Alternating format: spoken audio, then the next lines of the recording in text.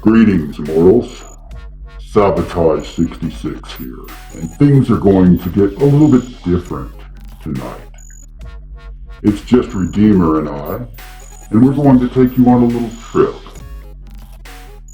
On a trip to some really shady and less than moral places, as we delve into the darkest corners of the internet. Or a place the rest of us call home, the dark web. What did the morally bankrupt do when they're left to their own devices and can peruse the internet in full anonymity? Well, stick around because you're about to find out. Redeemer, wouldn't you say this is going to... Dude, what are you doing? And what's this Redeemer stuff, man?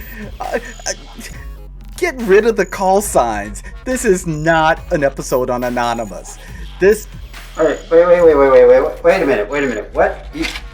You promised me if we went to the dark web that we would get to talk about Anonymous, man.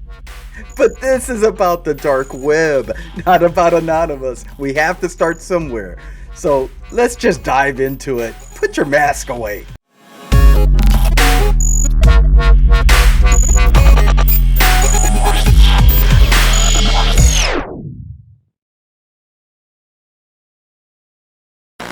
The dark web's infrastructure was created in the 1970s, at the same time as the internet itself, but to utilize it, you needed darknet software. Enter the US Naval Research Lab, who created back in the early 2000s one of the first and still the most popular darknet software, Tor. It was created for a number of reasons, which included providing the US Navy's intelligence officers with the means to maneuver through the internet without being recognized or traced. Go to the darkest corners of your mind and you'll find it in the darkest corners of the dark. Drugs, guns, passwords, credit card numbers, even humans, all for sale to anyone with crypto cash. On April 28, 2021, 24-year-old Scott Quinn-Burkett allegedly sent $13,000 in Bitcoin across the dark web to a murder-for-hire service in his California home. It seemed a reasonable price for a reliable hitman. In 2015, the founder of a website called The Silk Road was sentenced to life in prison. The billion-dollar black market site was once the premier online bazaar for drugs and other contraband, but it remained hidden from casual internet users for years because of something called the dark web.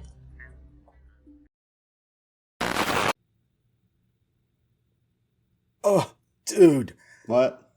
That is some freaky stuff, man. That was... I That's don't just- even know that's what just that dark, was. man. That's just dark.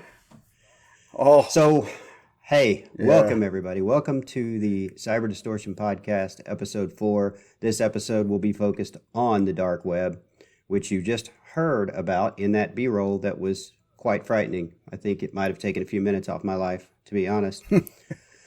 But, you know, Yeah. we're super excited to talk about this topic, the dark web. It's a fascinating topic. It's going to be hopefully some fun conversation for Jason and I to have and share with you. We're going to do our best to keep this one shorter. No promises. The last two have ran a little bit longer than normal, or longer than we wanted them to anyway. But that's usually not a bad sign. That's usually a good sign. So we're going to bring this to you from the perspective of research only, and we'll explain what that means later in the episode. But before we delve into the dark web, I think it's important that we set the stage by first explaining the various layers of the internet. And so to do that, I'm going to kick this over to you, Jason, so that you can kind of give everybody a background on what makes up the internet. yeah, sure.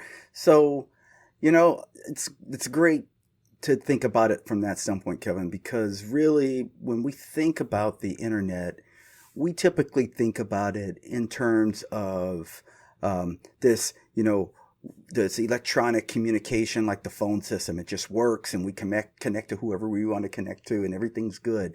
And I think a better way of really thinking about it is that it has a lot of depth to it. And so we lose sight sometimes, or we don't really quite know about the depth that is there. So that's what we're going to go through. And you know what, Kevin? To talk about the depth of the internet and kind of give this visual, why don't you give me some low volume background Let music me to set the see mood. what I can mix up. Are you kind of feeling slow jazz or a little hypnotic trance music? What are you thinking? I'm kind of like more of the trance, but right All in the right, middle. here we go. Boom. There we go. Sounds good. All right. So when we think about the internet, think about it like an iceberg. And when you think about an iceberg, you know that there's always a part of it that's above the water. You can see it, right? But there's also a large part of it that's below the water. And you don't normally see that. And that's what the internet's like. You know, when we see that top part. But there's a lot of it that's underneath it. And so we break it down into 3 parts. In the first part, the very top part, that first part we call the surface layer. And then the next part in the middle is called the deep web. And it goes deep under the water. And then the last part, the shady, deep, dark, murky part that's under the deep web, that's the dark web. And so those are the 3 parts of the internet, and we're going to break those things down. So let's kill the music down a little bit, and let's talk about the surface web. So the surface web really only consists of about 4% of internet users' life cycle, right? When we spend our time over the 3 layers, only 4% of our time is really on that surface layer. And the reason why is because that surface layer is where all of the search engines, the Googles and the Edge and The Bings, the Yahoos. Yeah, right. I was trying to think of the one that used to be dial-up, the dial-up one that we used Talk to about do AOL? a long time ago. Do you remember what that one was? AOL, man. right? The AOL browser. You're dating us now. That all is, I know, that's all at the surface level. And the reason why is because that's the level that has access to the part of the internet that has public information, that you can get to it easily. You don't have to have security credentials or anything like that. It's public knowledge, public information. It floats everywhere. It's always live and available. And search engines are indexing all that information to bring it and make it available to you.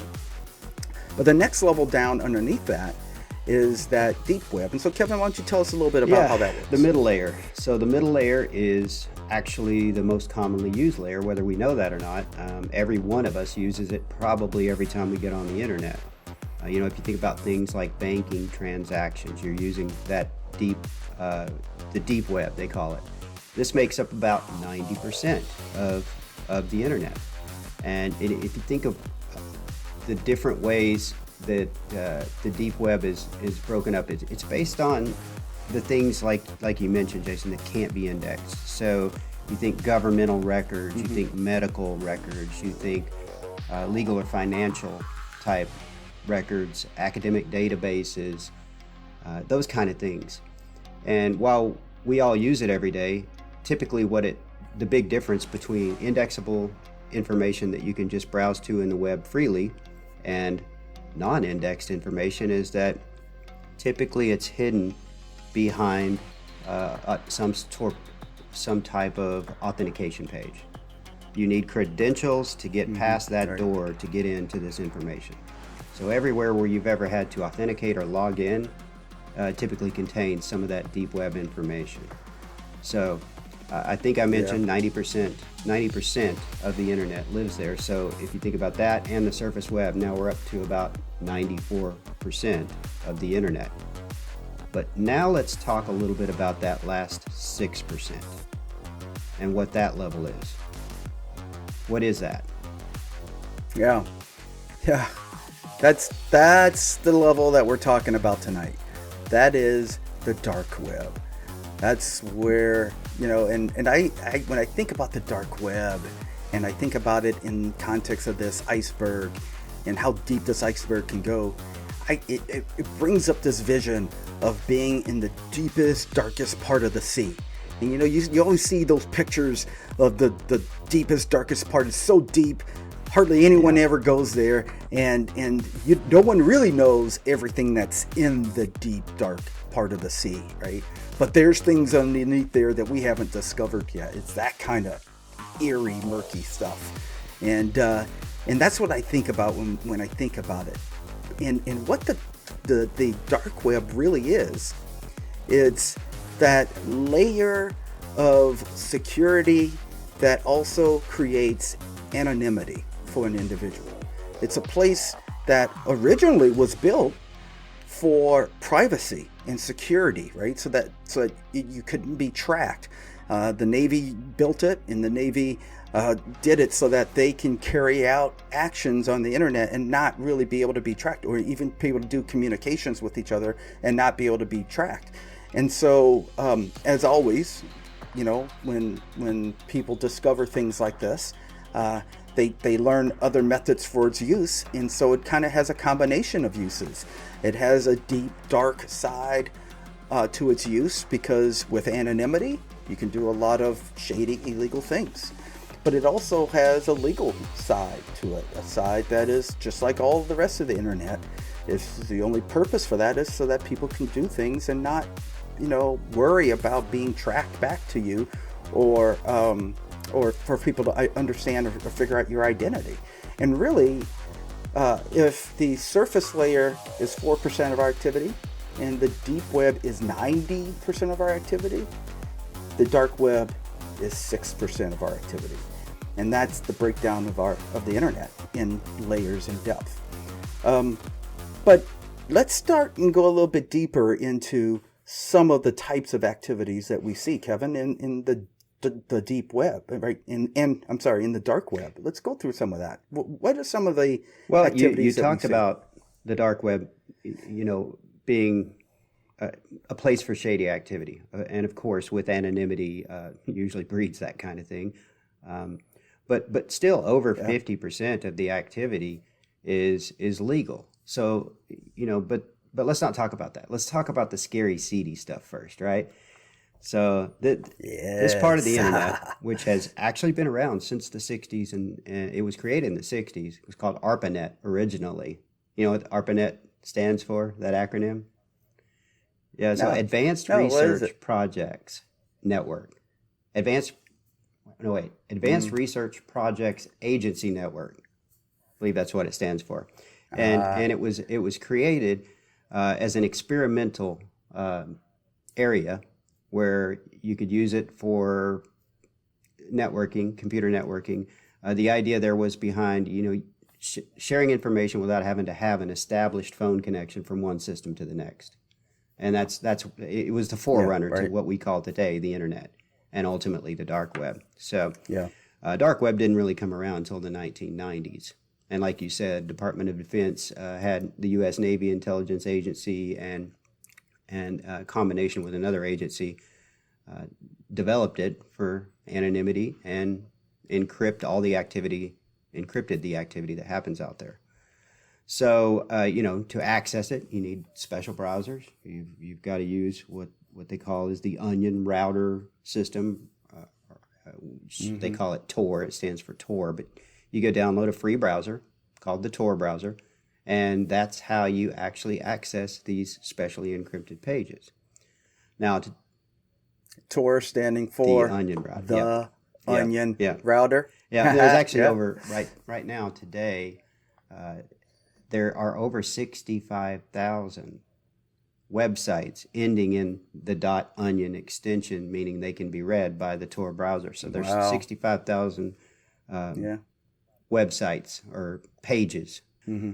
So, right. You know, some of the things that you're going to find out there, you know, this seedy part, you can get fake credit cards. You can buy someone else's bank account, which is fascinating. $120, you can buy a bank account. Ooh.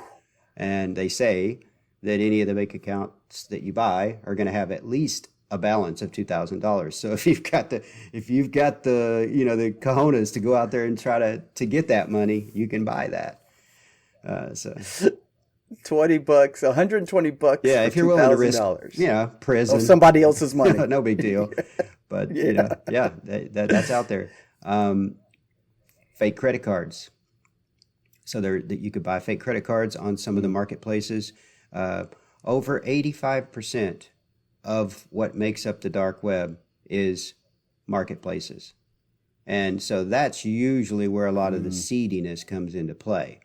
They say you could buy bombs, you can buy guns, you can buy organs. You need a kidney? that's the place to go. Oh my. Human trafficking, they Yeah. say, is even going on out there. Now, this all started back in 2011 with the Silk Road. There was a gentleman by the name of, God, what was his name? Ross Ulbricht. And he got Yeah, busted by the yes. FBI only 2 years after opening the Silk Road. But the fascinating thing about it is he made billions of dollars in those 2 years before he got busted. And when the FBI seized it, they arrested him. He's serving 2 life sentences right now for what he was able to pull off with Wow. the Silk Road. But most people that have ever done any research on the dark web have ultimately run into a page on the Silk Road and understand what that is. It is just a shady marketplace, basically. So there's a lot of message boards, message forums, image hosting sites, things like that. But for the most part, the shadiest of shady happens either on the marketplaces or what they call the red rooms. Some of these crazy backwoods places on the seediest part of the internet. And I've heard about that, and to name it the red what do you room, think the too, red right? signifies? I mean, I don't know, but it can't be good. Or maybe it's interesting, right? Maybe it's just very interesting. makes me think right? of it Shining or something. Is it like?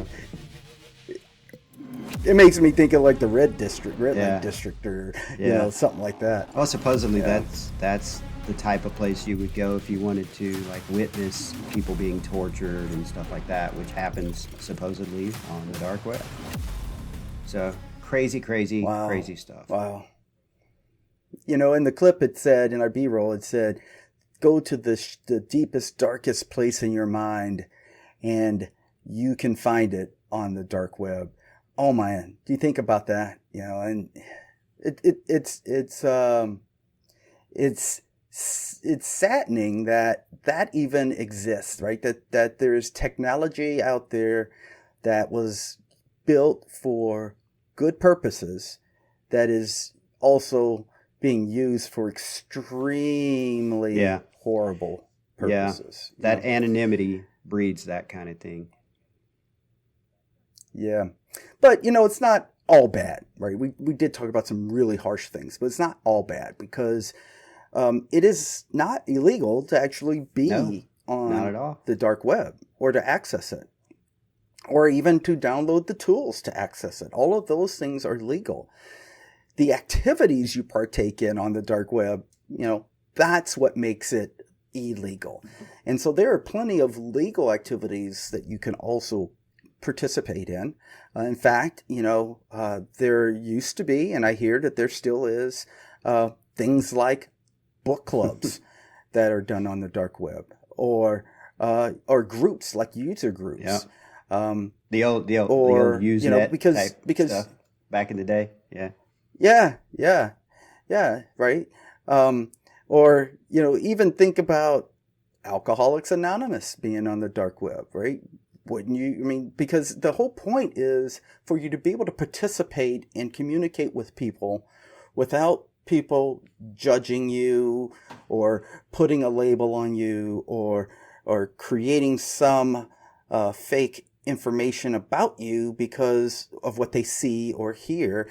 In this case, it's just communications. It's just all electronic, and people know nothing about you, and it is very difficult for them to trace back to you any information. So there's even legal marketplaces on the dark web. Wikipedia pages, but again, Facebook pages. Yeah. So it's because it's because of the anonymity part where it has two sides, it has two faces, and so but that's kind of the scope of what's out there. So I thought it would be cool. I found this list of stuff that you can supposedly buy on the dark web, and this list is only a couple months old. It was from October, and I'm just going to go through some of these things, Jason, and I thought it'd be fun to see if you can even come close to guessing what some of this stuff would cost. I don't know. I might be pretty good at it. maybe. Well, let's test that theory, sir. So not that I do illegal things. Yeah, whatever. I have a feeling you kind of have all this stuff indexed and all right, logged. You freak.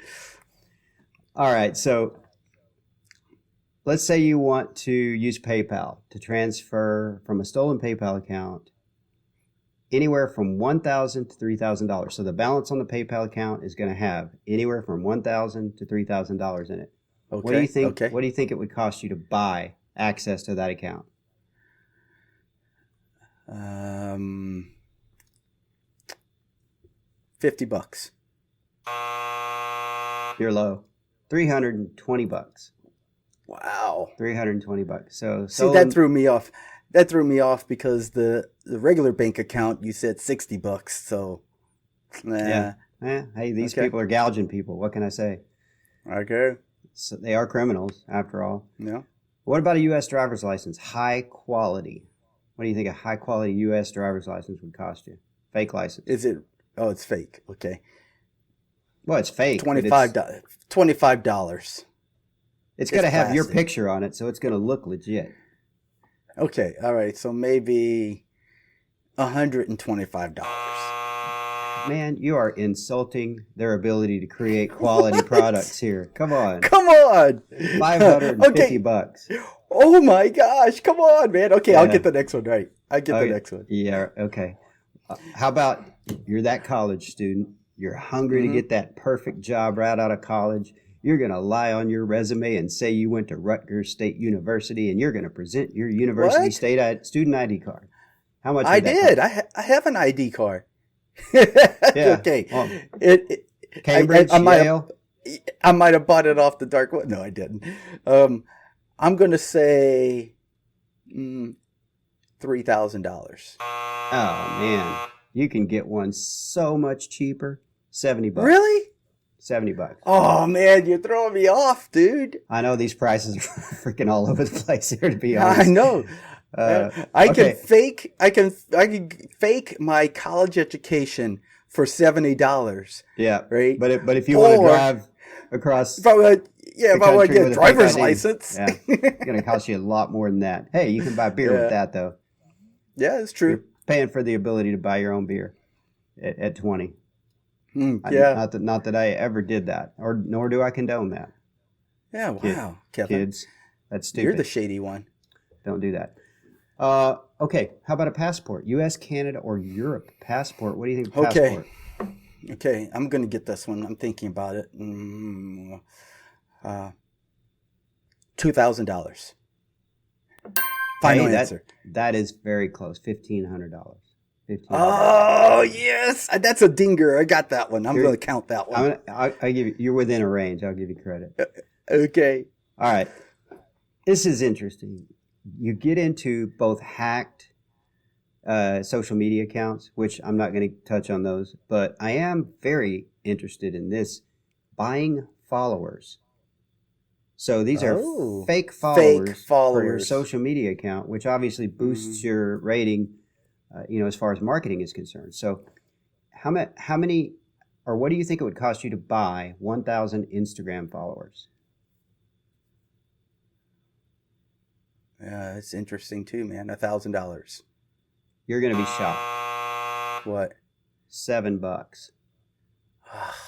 See, so just before you go on, the issue with this is that it's one more tool set. It's immoral as heck. Well, yeah, besides that, it's one more tool set that hackers use, right? Because to create a legitimate looking fake social media account, you just create an account and go buy you some followers for $7 and you got a full-fledged running, social media account, right? How crazy is that, man? So listen to these prices. 1,000 Spotify followers, $3. 1,000 Twitch followers, $6. 1,000 TikTok followers. Now that's the big one. The kids are all using TikTok. $15. Yeah, they are. 1,000 LinkedIn followers. You want to grow that corporate network of yours? $10. Wow. I find I get enough of those from salespeople anyway. I don't need those followers. I know, right? I don't see YouTube on here, which kind of sucks because that would help us out, right? We could go buy a bunch of followers for the. Well, I wonder if YouTube just does a better job of regulating all that and keeping an eye on it. Maybe. It would be funny if our followers go from, what do we have now, like 3 to 1,003 in one day? Yeah. Sad. Okay. Malware. This is interesting. This is supposedly medium quality, whatever the heck that means. Malware, 70% success rate, 1,000 different versions of malware. $600. $1,300. Oh, wow. So now ransomware I could see being way higher if that was specifically said ransomware, but it doesn't. Yeah. In the last one here, DDoS attacks. You want to DDoS your worst enemy on the internet and put their company on its knees. From an unprotected website, 10,000 to 50,000 requests per second per month. For 1 month. I'm sorry. You can access this server to do this for a full month, 10,000 to 50,000 requests per second. For the entire unprotected month. website. Oh, think of that hurt. Think about how much hurt you can put on somebody. 50,000 requests for an entire month, every second, right? Your engineers would I'm hate going to you. say, I'm going to go with the $2,500. Actually, this is much cheaper. $800. You can torment your fellow corporate network environments. Well, I think it's fair to say that these prices have no logical reasoning behind them. It's all about the quantity of what they can sell and who's selling it. You could probably negotiate with them online and get it at some, maybe varying rates. I wonder if these are sold on some of the dark web marketplaces too, because if so, hey, do you get feedback ratings on these dark web? You buy enough drugs? I don't know. You make enough bombs? It's probably just like walking through some, old school bazaar style, marketplace. Go from shop to shop, tent to tent, and see what you can pick up for whatever rate you can. I've got the best feedback rating because I make the best pipe bombs. They never fail. I mean, good God. Yeah, great. That's crazy. All right. Well, I mean, that's just a snapshot of what was on this list. There's hundreds of items on this list, but I highlighted a few that I figured were worth talking about. Yeah. So I think, it's important for us to leave the conversation with some very important takeaways. Yeah. And the first very highlighted comment that I'll make before we make these takeaways is that, none of the illegal activity on the dark web is ever condoned by Kevin and I.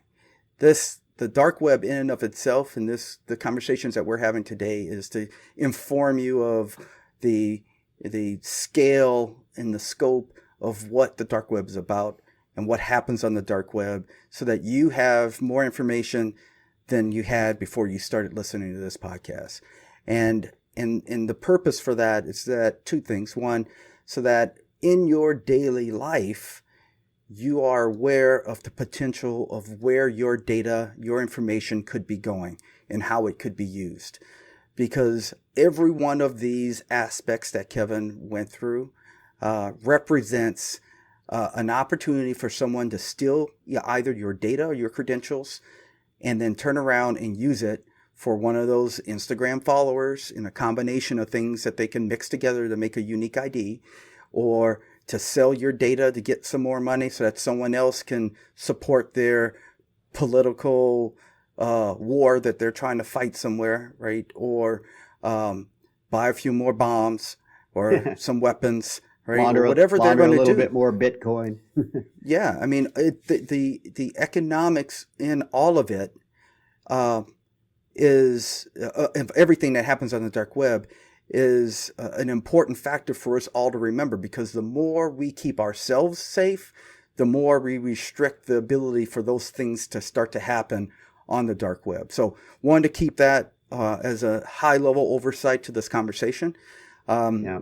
And then I wanted to talk about these takeaways. So the very first one that I can think of that I think is hugely important is never, never, never share your credentials on multiple websites, and never, never share your corporate credentials on any other site other than your corporate, systems, because you're at that point putting your corporation's, your business at risk if those credentials were to be compromised. So if you use your corporate credentials on your corporate systems and your own credentials on all of your other surfing and other sites that you go to, that's the best. And then the last part to that is use more than one form of authentication on your logins as well, so that if your credentials do get breached, then you're still safe. It's still complicated for a hacker to get in. The second one, I think, is an important question, and that one is it illegal to be on the dark web, Kevin? Absolutely not. Absolutely no, it's not. In fact, we talked about that. Is over half the sites out on the dark web are legal.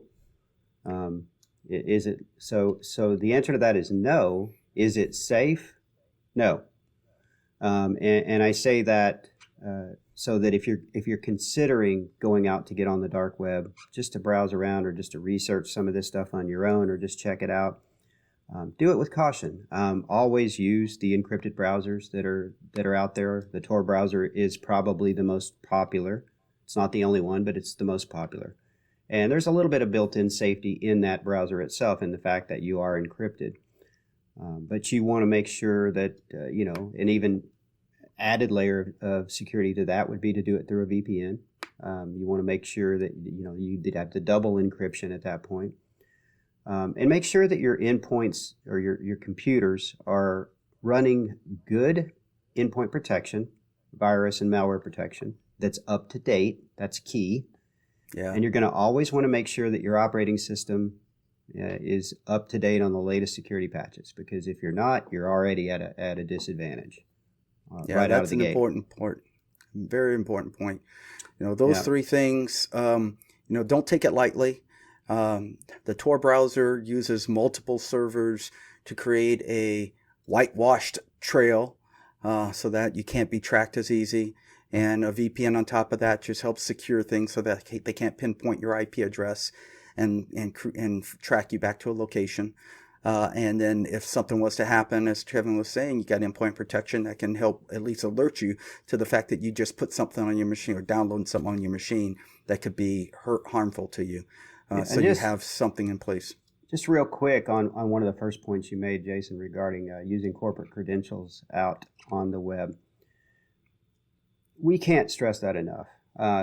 If you reuse your user ID or your email address and your same password across multiple accounts that you log into across the internet, that is a extremely bad security no-no. And the main reason for that is you're putting your eggs in all of those websites' IT teams' basket to protect your credentials. Because if you use that credential, let's say for logging into Facebook, and then you turn around and use that same password for your bank account, or mom and pa's, I don't know, store over here, ABC store. If ABC store gets breached and that data ends up on the dark web, now somebody on the dark web has your credentials and they can just go randomly try those on all of these other websites, and assuming that they might work. And God forbid that you haven't changed the password yet. You've just handed out the keys to the kingdom. So consider that. Always come up with a way to creatively manage your passwords for these different sites. and never reuse one. Especially, as Jason mentioned, never your corporate passwords. You're putting your business and your company at risk by doing that. Yeah. So what the last one I think that also is important is where to start, Kevin. If someone was to get on the dark web and do all the appropriate things, as we said, it's legal, and do all the right things to keep themselves safe, where do they start?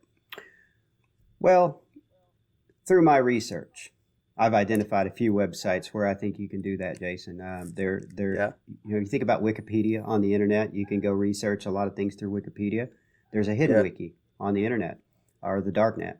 There's a site called Daniel that supposedly has a lot of good material indexed. Amia is a good search engine on the darknet, and then Dark Search is another one that I've read about. But I have a little confession to make. Yeah, what is that, Kevin? I've never been on the dark web. What? Have you not? I have not downloaded the Tor browser. I have not been on the dark web. And I think we need to think maybe we might need to go check that out and come report back what we find. Well, Kevin, I got a confession to make too. I haven't been on the dark web either. I kind of figured that, Jason. Did I give it away when I couldn't answer any of those questions on the pricing? Maybe. Yeah, I haven't either. So what are we going to do about it? Here's what we're going to do. We are going to record another episode later this year, and this episode will be the findings of our research based on our exploratory search on the dark web. We're going to go on the dark web and we're going to prove out firsthand what is there and what is not there, and share with you guys the worst thing that we uncovered and the best thing that we uncovered, and give you an example so that you don't have to go out there and or even care to go out there based on our findings. That should be a lot of fun. I'm actually excited to check it out, see what we find, and then report back in a later episode at some point. And hopefully we can prove some of these theories either true or false by perusing the world that is considered so mysterious to all. We will see. Yeah. So we want to thank you guys for being a part of this show and listening to us and viewing us on YouTube. We want to invite you to join us in our next episode because this one was so exciting and the last ones were so exciting. We know you can't wait for the next one. And so the next one that we're rolling out will be an episode, hopefully, will be an episode on API security. And API security is one of the biggest vulnerable points in all of our infrastructures. And we're going to dive into it deeper to help all of you understand why. Why is it? The current conflict between Ukraine and Russia that's going on right now, and the cyber warfare that is occurring, there's a lot of API security issues that's allowing that cyber warfare to happen. And so we're going to go through some of that and give you some examples and help you understand that better. Because even to the average person who is not a developer or tech person, you still interact with APIs on a daily basis. And this will help you become a little bit more informed about what types of things interact with APIs and how to keep them safe and how to keep yourself safe. So, it's going to be a good one. It's going to be a good one. So with that, we're going to sign off, and we invite you to see us again. Thank you. Cheers, everybody. Hello, everyone. If you enjoyed the podcast today, I'm excited to share with you that you can now listen to us on all of these major streaming platforms. Also, if you learned anything from the conversation today, please share this episode with your friends, family, and colleagues. The more of this knowledge we can share, the more cyber secure we all become. I'd say like, subscribe, and all of that jazz, but hey, you're not morons. You know that. I will leave you with some words of wisdom, though, from the former director of the FBI, Mr. Robert S. Mueller III. He said there are only two types of companies, those that have been hacked and those that will be hacked. You guys be safe, remain diligent, and take care.